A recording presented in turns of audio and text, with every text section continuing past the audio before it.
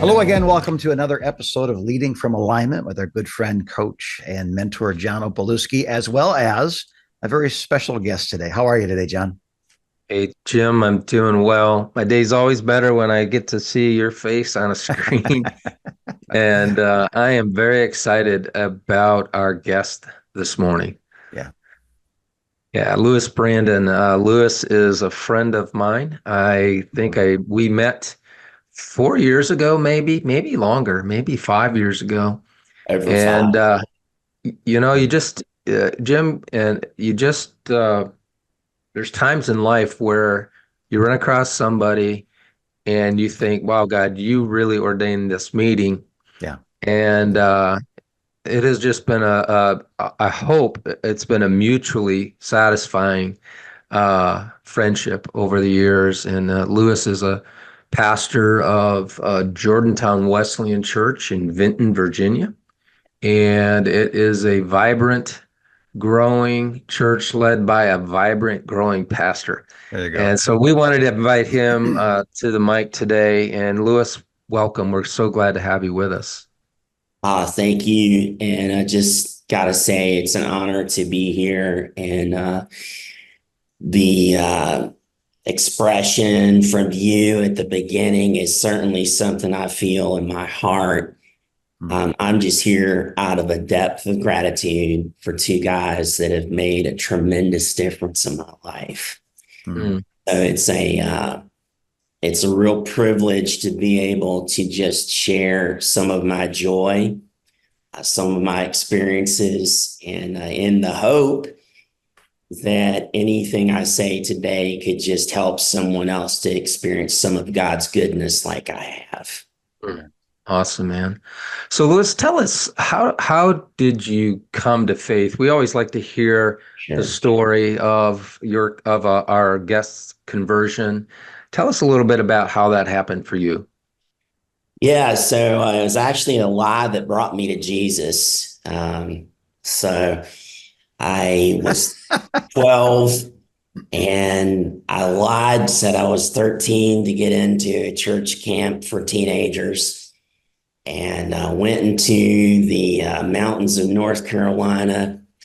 And part of my background is that the church that I was at was really big into kind of this corporate model of confirmation. So we confirm you, and that becomes your experience of faith, is that you're a part of the community. Well, on a Tuesday night around a campfire, I had my first experience with the Holy Spirit when the counselor at this camp started talking about how Jesus wanted to have a personal relationship with us. And I thought this was just some corporate thing where I got confirmed, and I went through the class and stood in front of the church and said, yeah, I believe these things. And then church is something I go to on Sundays. No, it's bigger than that. It's a heartfelt thing with a God that loves you, God who's got great plans for your life. And so that night, I'm a Wesleyan pastor. So this was the first experience that my heart was strangely warmed around the campfire. And I just felt like my heart was beating out of my chest. And I just prayed right there. And the Lord has been faithful to me ever since then. Amazing. You were 12, right? That's you're saying? Yes. Yeah. It. So it sounds like you came from a Christian home that Yes. went to church. That was part of the value and so forth. Yeah. But faith in a person versus maybe practice in an institution is what you're talking about. Jesus became a person, live and real. Yeah. Yeah. So as such, now you go from 12 years old to at some point you go, you know what? I'm not supposed to be a candlestick maker or an Indian chief or maybe a professional musician. I see the guitars on the wall behind you. You know what I mean? At some point you go, hey, I think I'm called to ministry. When did that happen and how did that happen? I guess even before I had a personal encounter with the Lord, I'd always mimic the pastor on Sundays. We had this great big ugly green Jeep with wooden panels on the sides. You remember those?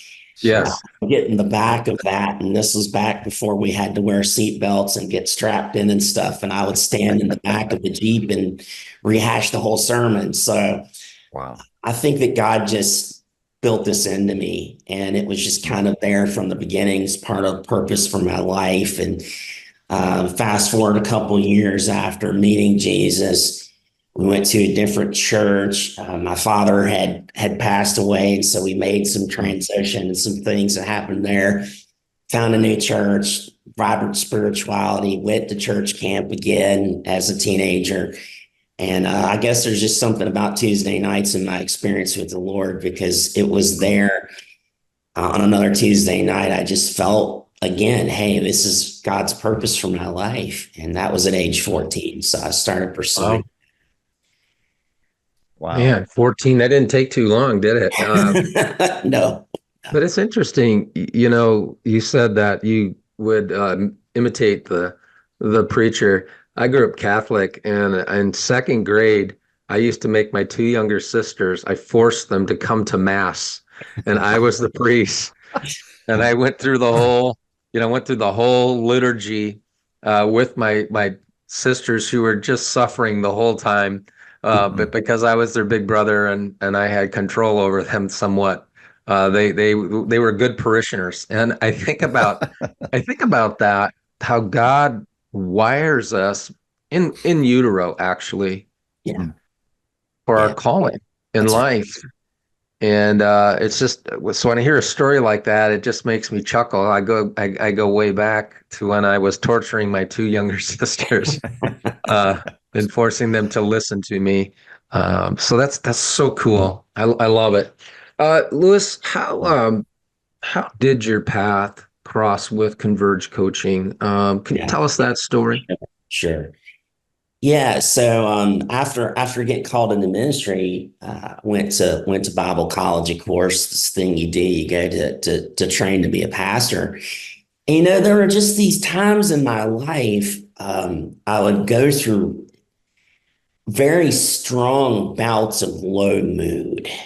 My energy was gone, and the energy would kind of focus inward. I would get focused on a perceived failure or something that I didn't really like the way it had went, and I would just kind of drop away and isolate myself. And I just had some stuff in the wiring of my brain. It seemed like it just kind of kept going there. Something could trigger it, and it would just set off about or feeling like this. And at the time, I don't think that we really knew how to talk about any of this stuff. Right. Didn't. So thank the Lord, God carried me through Bible college. I get into ministry and start off in youth as a youth pastor, as many pastors do. And, had a good run as a youth pastor, a good run as a staff pastor. And then I went and started solo pastoring. Guess I wanted to be one of the big guys, I don't know. So, but that pattern of just low mood, it would hit me at different times. And I just want to go ahead and say this right now. I'm going to be fearless about this. And so if you're faint of heart and you're triggered by a discussion about depression, or you want to point your finger at someone and blame someone, this isn't the place where that's going to happen. My healing is louder than my hurt at this point. Wow. That's so good. I have nobody to blame.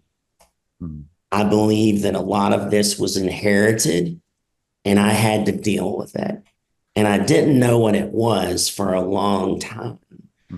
And so this really affected me as a pastor at different times.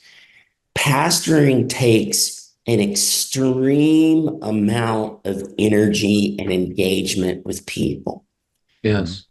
And you have to be present in some way in people's lives, Well, if your energy level gets hijacked by depression, it's extremely difficult to be present in anyone's life. I'll explain a little bit. Picking up the phone, going to see someone, having a meeting, leading a meeting. When the energy's not there, the gauge is running on empty.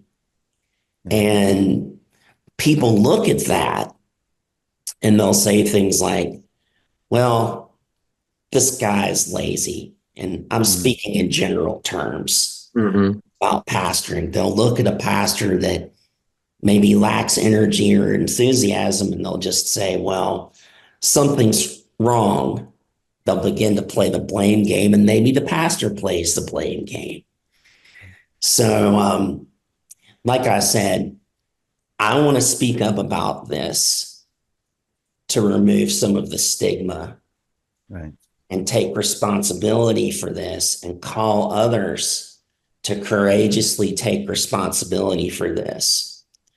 You don't have to be a victim of this stuff. I'm thankful that many years ago, it just started before we met or around there, God allowed me to bottom out. Wow. If I never bottomed out, if I never faced this demon in the face and stood toe to toe, I wouldn't be here right now.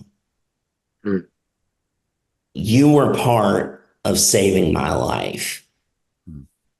And that's why I'm here today. Love it. Wow. Man. So, John, do you have something to say? No, I just, Okay. no, I better not. Yeah. I might tear up if I start. So go ahead, Jim. Right. So there's a point in time where you realize this bottoming out. Yeah. I'm not okay. Yes. This is something that needs attention. You start looking for some therapy, some help, Yes. something. Right. Can you tell us about that journey? And the reason I ask is I think there's people listening right now. That first step in a marathon, you tie on your shoes and you walk out the door to walk a mile before you run 26.2. That's the hardest part of a marathon, is deciding, making that decision, taking that first step, tying on those shoes. And at some point, metaphorically, you did that. You said, I'm done being here. Yeah. I need to be somewhere else. Converge became a part of that story. Would you tell us what happened in that moment? And then tell us what happened once you and Converge got in the same room together. I had to get fed up with it. Like, some people, they play with their demons and their demons become pets, and they feed them. They just let them be a part of their lives. They become comfortable with them. Yeah. And, I'd had this thing walking with me for a long time. Thankfully, we got to the point with pastoring and therapy that we started to create off-ramps for pastors. We started talking about getting pastors connected to different people that could help. Right. So it wasn't no more that if you have low mood or you're discouraged or you're really depressed, that you're a bad person. Because in the past, I think that we unfortunately shamed people for those things. Yeah. And so the church really served me well in this regard, and beginning to talk about depression. Then there was a call just from the denomination and different people about a group that I'm extremely thankful for, Full Strength Network. Yeah. I mean, so I'd gotten to a place where this thing would come up and it would just threaten me big time. I'd hit the bottom, I'd bounce back a little bit emotionally, I'd kind of get to a better baseline. Well, I got to a season around the time of COVID where I was just getting nailed by it. and I'd had enough. Hmm. You have to get to a place when you're at the bottom that you realize that the pain of staying is worse than the pain of healing. That's so good. That's great. And Can you say that again? I just think that is so important for us to hear, our listeners and watchers to hear. Say that again, Lewis. That last line is so powerful. You have to get to a place where the pain of staying is worse than the pain of healing. Right. And so I was just at this moment where, I'll just, like I said, I'll be blunt.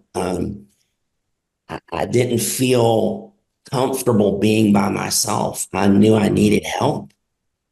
And so I reached out, and I'll never forget our first phone call, John. I was a blubbering mess. You asked me some questions, and I answered a lot of them affirmatively. Like I said, when I look back on this, gives me the chance to just thank God that he didn't leave me at my darkest point. And he sent you. He called you and equipped you for that very first conversation. You started putting up some boundary markers. You just said, well, if we're going to work together, these are the things you have to do. And I was at a point I needed to hear somebody to say to me, you got to do these things. It's kind of like a coach, football coach. Here's our plays. Well, you called some plays. And those plays that you started talking about years ago, they're still going on today. Keep me healthy. Oh, that's so cool.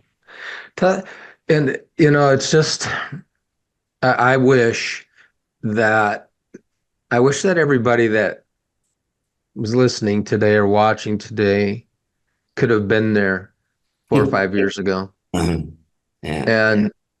And to see what God has done in your life has just been one of the best stories in my life. I think about it often. I know that you've worked with Jim. You work with me for a bit, and then you work with Jim for a bit. And, I think it would be good, this next question I want to ask you is kind of where Jim was inserted into the picture, Right. and really became super helpful to you as well. So tell us a little bit. First of all, thank you for your honesty, your transparency, your authenticity. I think it goes a long way to encourage other pastors who are listening to this. Please don't wait until you hit bottom.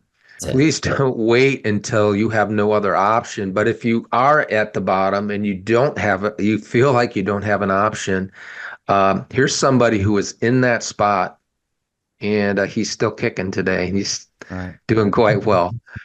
Tell us about what's been happening at Jordantown Wesleyan over the past few years. It was over 5 years ago that we met around there. I was just talking to my wife recently. I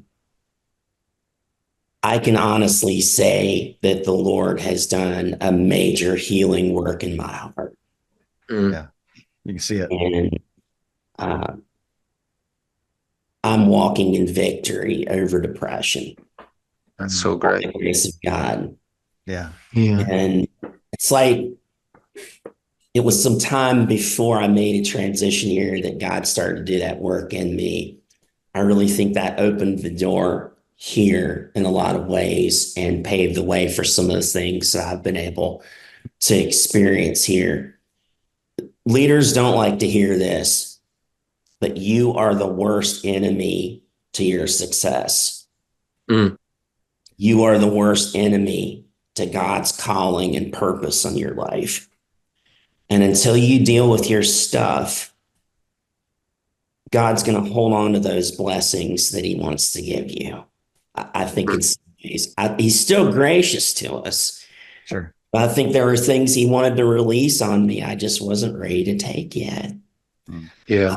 And so, uh, back up about 4 years ago, I just had this opportunity at a weird time. It's COVID is beginning to end thereabout, and I got a call on the phone.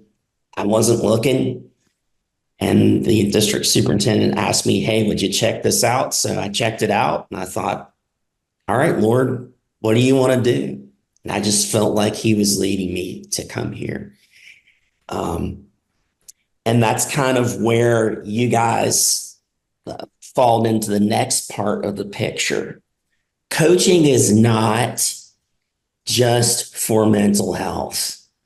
Coaching can help you develop professionally. And, I've got a lifelong mentor in Jim. I will watch him. I'll learn from him. I'll say things that he said. Paul had Timothy, and Timothy had Paul. Why did we get away from that? Right. We have. Right. Yeah. And somehow you're lesser than if you say, well, I've got a mentor. I don't think so. It's biblical. Right. Mm-hmm. And so as that health journey has unfolded, what's happened at the church? Tell us a little bit about what's going on since you started there. Yeah, so I get here after COVID, and we're trying to find people. Because nobody knows where anybody is after COVID. And I just found out that, things were just different than expected. And who didn't experience a surprise during COVID? All right. Right. One thing I was surprised to figure out during COVID is that I'm addicted to people. I need to be around people. It's a good thing. But, the church went through transition. And as any time with pastoral transition, some people kind of shifted and moved. And I'll tell you, health being a part of that process, I already felt affirmed in my walk with the Lord. And the attendance didn't change that. I believe that God had a purpose here. I believe he called me here for a reason. And so that let me weather the storm of, days where people were just transitioning. And I felt this was really important. I always tried to bless them. Right on. Yeah. Always. Yeah. Because I believe that people reflect a lot of things that we project onto them. Right. So I'm thinking to myself, okay, well, if that's where you feel called to go, be blessed, but may you find green pastures. And all the while believing, hey, you've called me here. Then it was about 6 months in, we had a couple come in, then another couple came, and then more people started coming, and more people started coming. Small little church doubled, and then it just kept going, and God just kept blessing us. I don't believe that any of this would have happened if I was the old me. Right. If it did, I could have never stewarded it. Never. Yeah. Never. So I'm hugely grateful to doing the hard work and meeting you guys. And then, Jim was a big part of coaching me with this. Yeah. It was fun. Yeah. Can I say this too? I think maybe you talk about Paul and Timothy. Maybe when Timothy was a kid, Paul was the father to the son. But you got to know as time goes on, there's not that many experiences. And Timothy starts to have some of his own, and now he's leading a church, and now he's, and Paul's talking to him. But I think in our case, I'm nodding my head saying amen to your sermon. I'm not teaching you right now. I'm learning from you. John and I are writing down what you're saying about our healing being louder than our pain, and, being at the bottom saying, I'm the things you said today that we've written down is I think once somebody is as strong as you have become, there's no more mentor mentee. There's friends, there's brothers, and when we spend time together, I'm as much the student now as I am the mentor. And I think John would say the same thing. I would. That, yeah, as people become healthy and as people become who God made them to be, they have something to say that only God has given them to say. And that's what we're experiencing on this end of this relationship, is watching you lead your church, lead your family, you know what I mean? Lead your emotional, physical, spiritual health. And I don't feel any sense if I got to be careful. Is Lewis having a good day or a bad day? Lewis is Lewis, He can he can take a beating and he can take a blessing because Lewis is Lewis, Yeah. Yeah, and let me just say that we've had some growth here, and I'm thankful. I'm unashamedly a small church pastor. And if you have a problem with small churches, get over it. Yeah. Jesus pastored a small church, and he did it well. Yeah. And many of the churches in the New Testament were probably small churches. So lead with excellence and enjoy what God has called you to do, and who knows what can happen. And we're seeing growth. We're seeing a lot, but that's not my greatest accomplishment. My greatest accomplishment is being a son of God. There you go. And my greatest accomplishment is loving my wife and loving my kids. John, you said recently that the best gift I can give to my church is to have a healthy relationship with my wife. It's true. Yeah. That's where it all starts. And Lewis, as we've kind of journeyed together and we've seen how God has blessed your church, what's really made me the happiest is seeing how you're not allowing that to become the thing. Right. For you. Staying healthy is important. You the priorities are straight there. And that to me that's the best news. We're grateful for what God's doing through you and your team at the church you pastor. Thank God for that. We're super grateful. I'm more grateful that you're maintaining your footing, and you're continuing to lead yourself well. And I want to encourage those who are listening and watching today, don't allow success to go to your head. Don't allow whatever growth you have in ministry to become the thing that really drives your joy, drives your mood. No, be healthy, stay healthy, work on the most important relationships in your life. Whatever happens in your calling is gravy in a sense, and it's so easy to get that all turned around. It's not like a lot of steps to getting that all goofed up again. It can happen really quick. And so it's just so cool to see how God's brought you to where you are today and how he's using you and your team, and yet you still have your head in the right spot.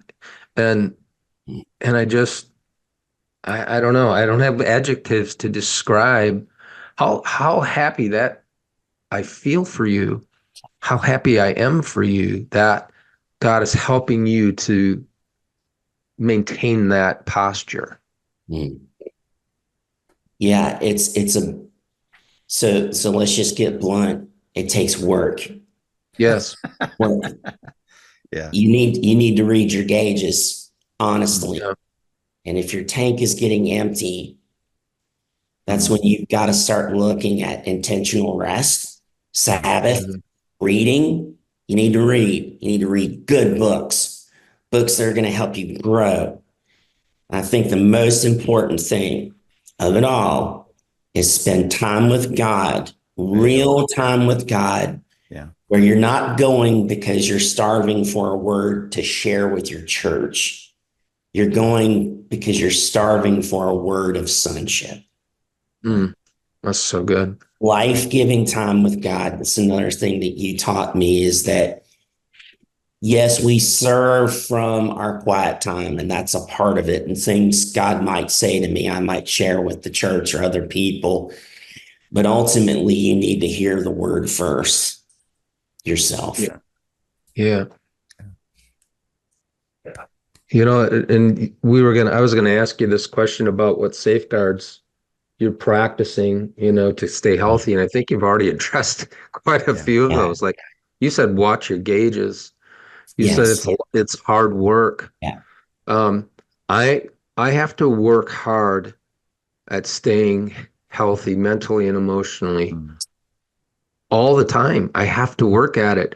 It's not something that I can put on the shelf. It's not something I can ignore. I'm going to be doing that for the rest of my life here on planet Earth. Yes. And so I so appreciate that, for hearing that from you, that there's the paying attention to the gauges. So for me, some of the gauges are sleep disturbance, irritability levels, inner fatigue, Yes. not wanting to get into saddle in the morning and start working, hard time making decisions, things like that. Those are like flashers and are screaming at us. Burnout's on the way, depression's on the way. And so thank you for saying that, because I think I, I think it's possible for us to hear what you said and think, well, Lewis has got this all together now, and he's just kind of like, and he's on to the next thing. And I'm not hearing that from you. People get to see the product, but the work takes place behind the scenes. Mm. And you talked a lot with me about life-giving time with the Father and the baptism of Jesus, and how important it is to just be affirmed Yeah. and going from that place, not for it, but from it. There you go. Jim, some thoughts from Yeah. you, and maybe some wrap up. Yeah, I guess the thought that comes to mind immediately is how grateful John and I are to you, Lewis.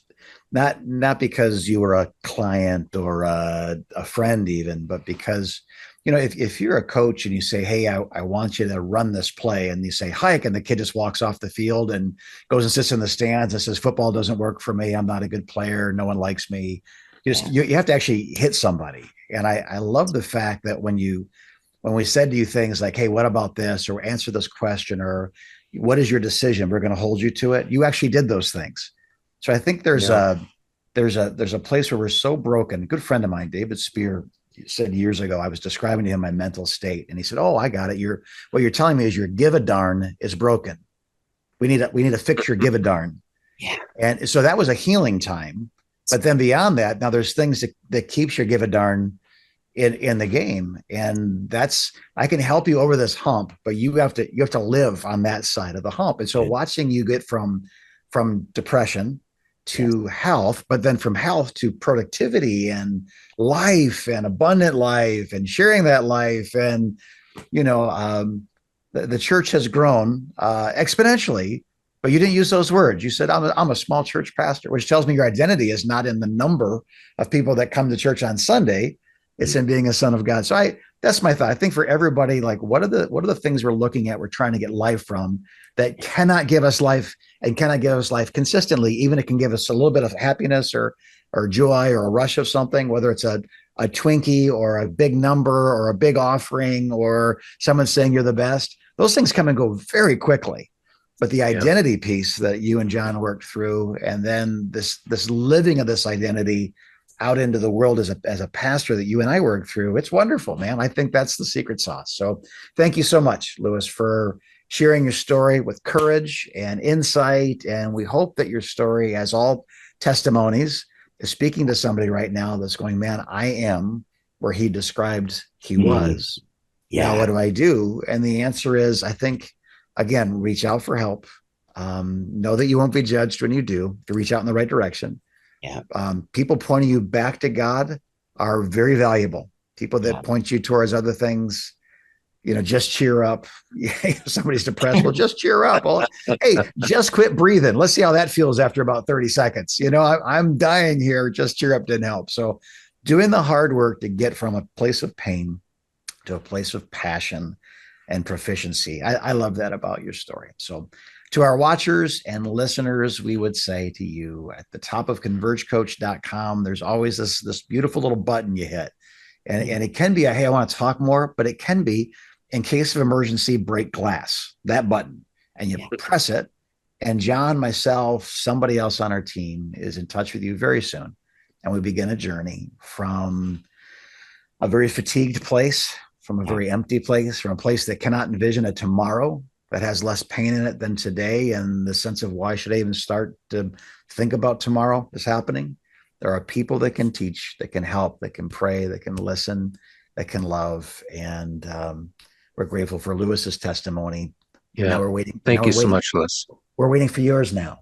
And if I may, just one thing, on the other side of that button, there's the life that you want.